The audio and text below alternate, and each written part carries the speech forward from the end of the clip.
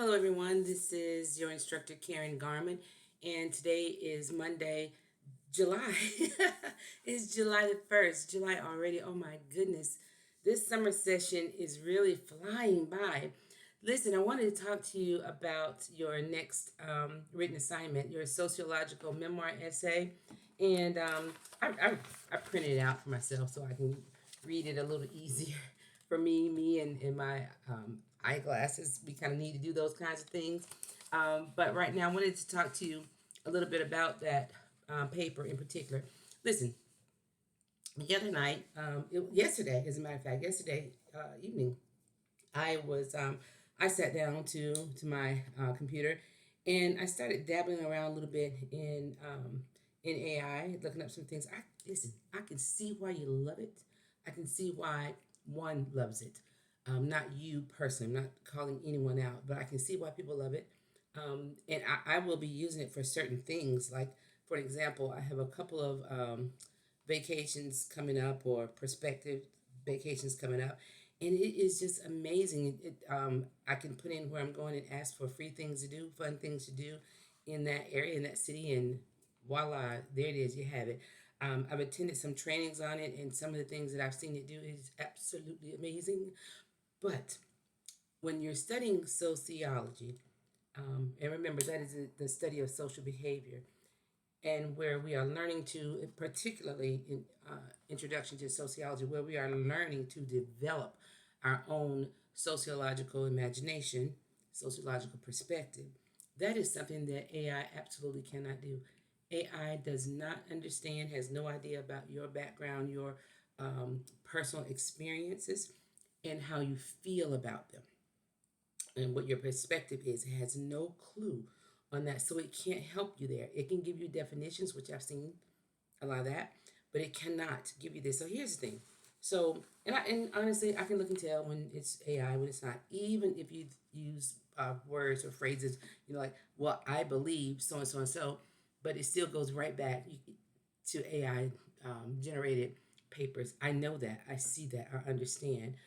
Here's the thing. Our next one coming up is sociological memoir. Two things. Number one, you have longer to do this paper. So this module is like almost like 2 weeks. It's July the 1st right now. Where am I?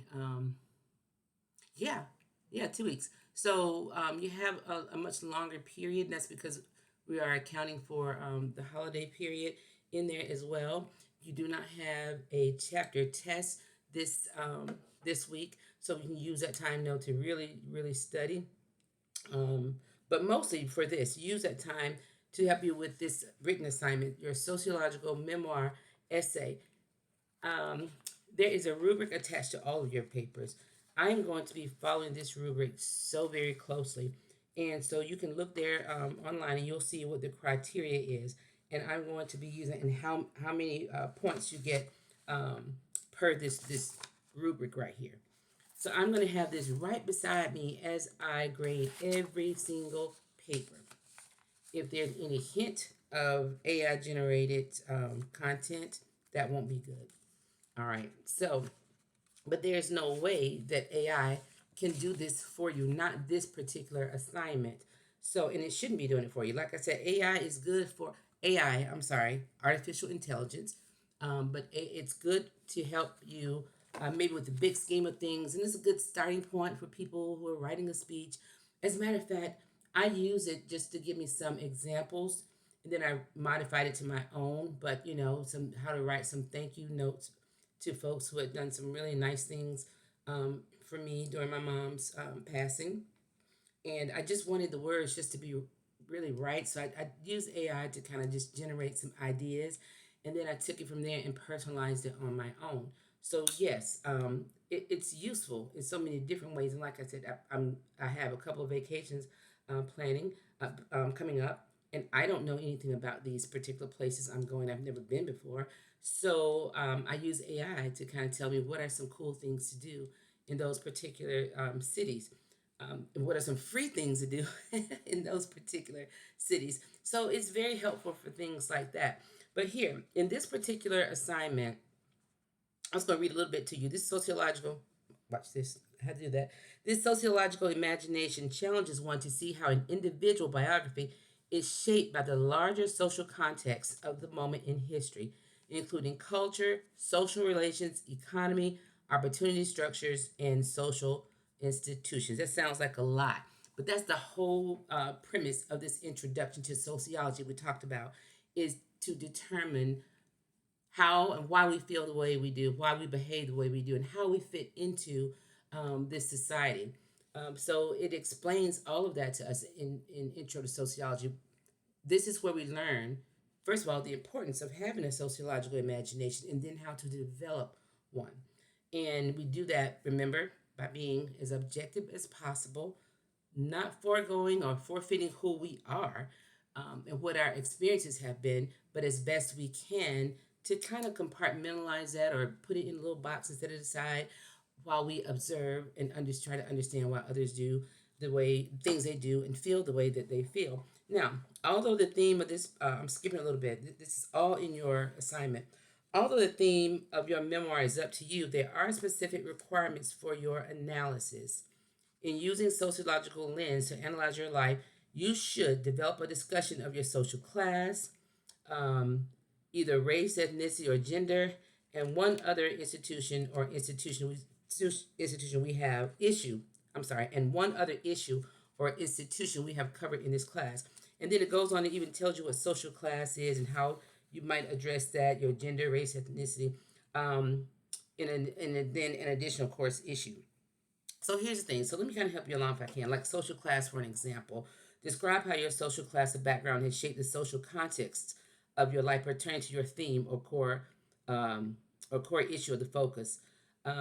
Things to consider, like how has class limited or enhanced your life chances and access to important goods in society? Let me tell you, one of the best illustrations I could possibly give to anyone right now is something that so many people are talking about it, and this has to do with Bronny James, an 18 or 19-year-old kid from LA.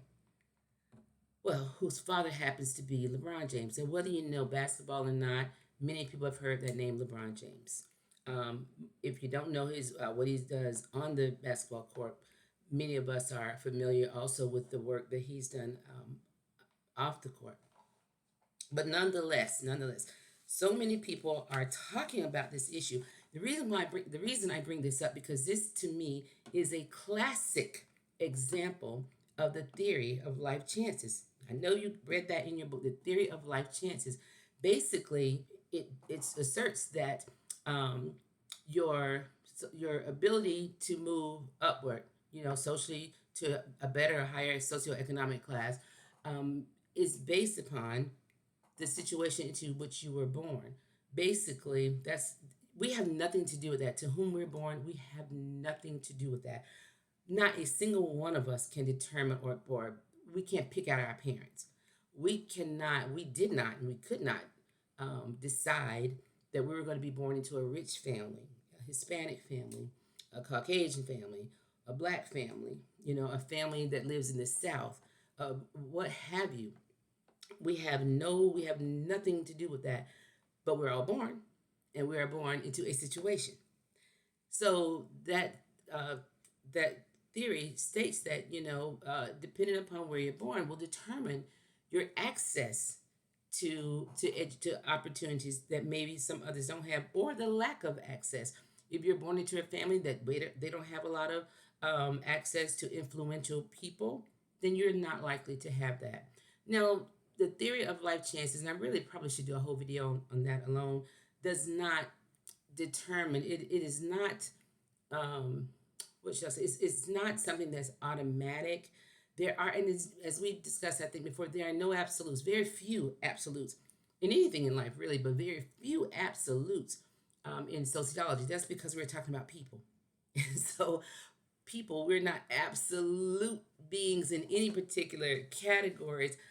There's always room for growth somewhere, or movement, shall I say. Always room for movement, always room for change, because that's just how unique we are, and our situations may be similar, but still, because we are human beings, we're very unique. So not everyone follows into all the categories that we have, but the theory still holds that basically. Now, the reason why I bring up LeBron James and Bronny James is because so many people are talking about this right now. They're not talking about it in sociological context. They're not talking about it like that. All they really are. Some people just don't didn't have never heard of the theory, but this is pretty amazing. What we're hearing is this word nepotism a lot, and they're saying that if Bronny James was not LeBron James' son, he would not have been selected in the draft in the NBA. That may or may not be true, but a lot of people, it has some people very upset about it. That he's holding up a spot for someone else. Here's the thing with this theory, this is working out just like the theory asserts, though, that he has the access and the opportunity. It's We don't know. None of us know whether or not he will develop into a great player. We do know that he does not have his father's abilities at this age that his father had when he was his age. We do know that he's not as tall as his father. He's not as strong as his father. We know all of this, but what we don't know is what he may become. But here's the thing: a lot of people are upset about this nepotism right here that they see going on. That's what they're calling it. When pretty much that's how our society works. Many people, there are people who don't get into college on their own merits, but because their parents were wealthy enough to make healthy donations, or maybe because their parents graduated from their schools, we have what we call legacy admissions. It's almost everywhere. It's almost everywhere. Um, the Waltons who started Walmart, do you think they just handed the reins off to someone else? No, no. Who took over? Their children and grandchildren. Were they the smartest in the world? Were they the best at running the big business? Who really knows? Because that's just what they were born into, that family, where families could indeed have that flex, if you will, to say, no, I'm picking my son, my daughter, my niece, or what have you. So this happens a lot, but this is a really good example, though, of the theory of life chances. So I want you to go back, if you haven't really taken a look at that theory, go back and look at that again, and you decide for yourself, like your situation. Um, did your family perhaps have access to certain things that allowed you to have opportunities that others didn't, or did your family not have those that access that would allow you to do some of the things that you wanted to do or enhance your life in some way you wanted to enhance it? Gender or race and ethnicity, we have all been impacted by that in some way, shape, or form. Whether you are a member of the majority race or minority race. And I say race very loosely. I really don't like to use that term a lot because I am of the belief that it is definitely socially constructed. Um, and your book explains that too. But if it were not so, if that did not matter, it would not be on every application for everything you apply for, every single thing. It's listed on your birth certificate before you could even talk or walk, before you even know your own ethnicity. It's already determined and it's on your birth certificate. It's everywhere. It's on your driver's license, I believe. I believe it's on your driver's license. It's everywhere. It's on every application that you apply to school, um, work, a loan. It's on there. So it means something. It has always meant something. For the foreseeable future, it will continue to mean something. And that alone, just the race itself or ethnicity itself, it carries over into so many of our other institutions, like economic institutions, political institutions, even religious and educational institutions. So, what I want you to do, since you have these 2 weeks, is this paper needs to be a great paper. It needs to be a paper where there's no way, but I'm sure you can't go to AI and generate a good paper to get a good grade on this paper. So this paper, you must evidence that you understand all of the things that you have been reading. And I'll tell you this, let me give you a tip too. because a lot of us sometimes don't like writing papers. This says 700 words minimum. A couple things I should have added this. Um, Please double space your papers. Okay, double space your papers so that it's easier to read. Double space it. Um, do not copy this over again. Don't do that. But it should be written into a paragraph form, just like I'm reading someone's sociological essay. That's your sociological memoir. That's really what it is. So, but here's the thing, no matter what you're writing, how big of a project it is, and 700 words is not really a big project, but no matter how big it is, it has to have three things. It has to have an introduction, a body, and a conclusion. So you start off there. Okay, that's your tip. I like to outline it and write it out. When you have an outline, then you just go in and fill in the blanks. Basically, I'm telling you how to kind of write this thing. Give you a little some tips there after your introduction. It tells you what to address in your introduction, but then it tells you social class. So start doing that. Then maybe that's your second paragraph.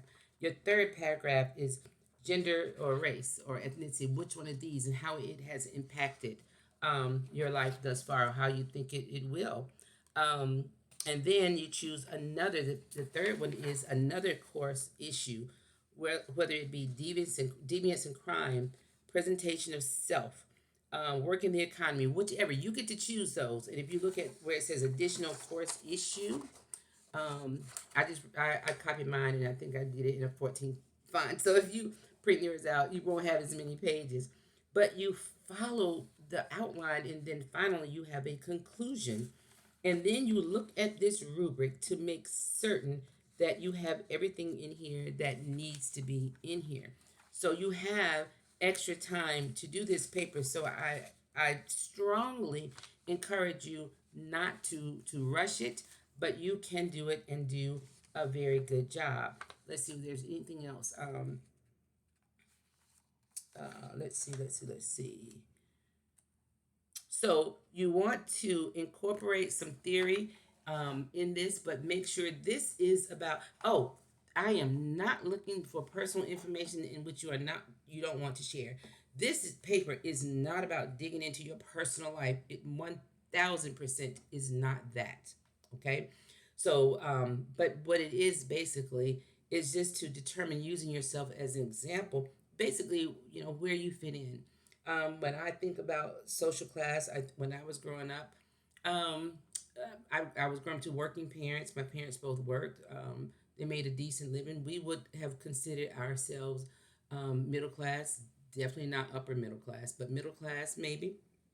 Um, um, I did not have a hard time in high school, basically with pretty much anything. Um, it shaped me in such a way that as growing up, I was privy to some things that I knew that other students weren't doing. I mean, I was born and raised in Eastern North Carolina. I mean, it is about as poor as you can get there. It's beautiful, but it's a poor area.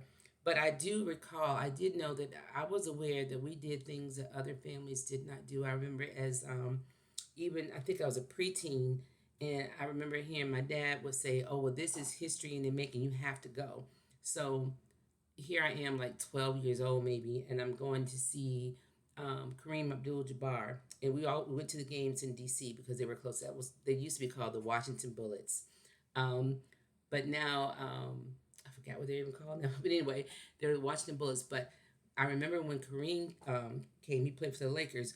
My dad made sure that we had to be there. In his opinion, we had to be there because this is history. We're not going to see these people. These are some of the greatest.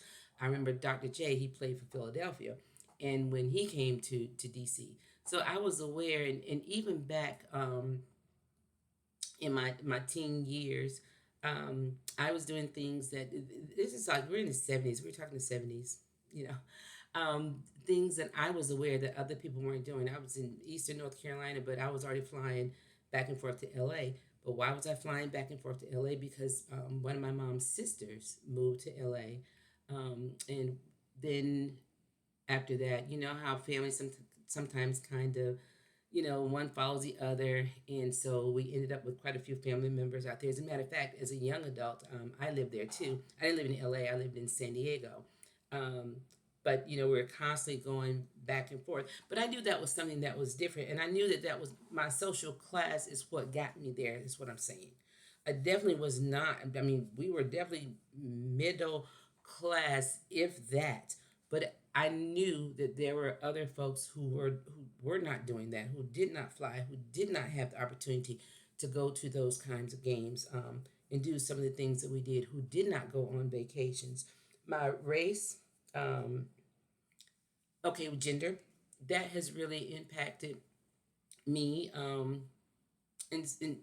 in several different ways, especially with my family dynamic, being the only daughter. I, I had a different, well, I would just say a closer relationship with my mom than my brothers, simply because I was, especially as we grew older, and my mom would feel more comfortable with me, but that would only make sense. I mean, because I'm her daughter, and like going to the doctor, and for an example, it's much easier. She feels more comfortable with me there with than my brothers, but that was only because of my gender. Um, and then race and ethnicity. Oh yes, I have my own stories about that, and I still do, and it still shows up, and it's like I can't. I never want to forget, but so don't get me wrong. But even if I wanted to, kind of just not think about it, just live. There's always a reminder somewhere, someplace that I am different, from the majority, and sometimes in not the greatest of ways.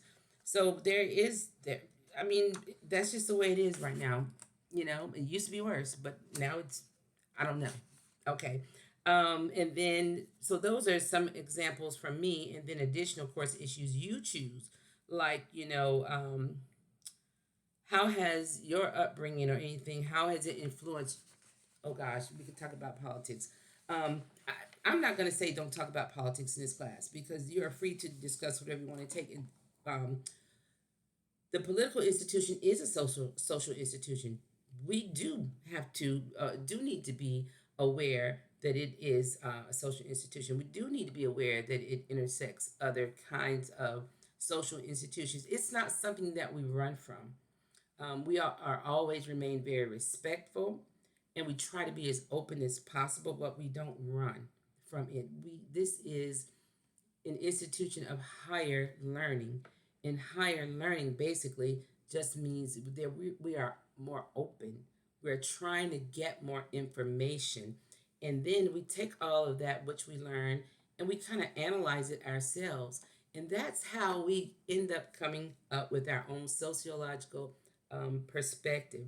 And that's how you will do well on this memoir, this your sociological memoir essay. Remember, you have extra time this week, so do a good job. And you can save the AI to help you plan your vacations, and to help you put together. Oh, I know. I put together a funny poem of me and my husband. Just using crazy stuff, and typing in. AI is so funny.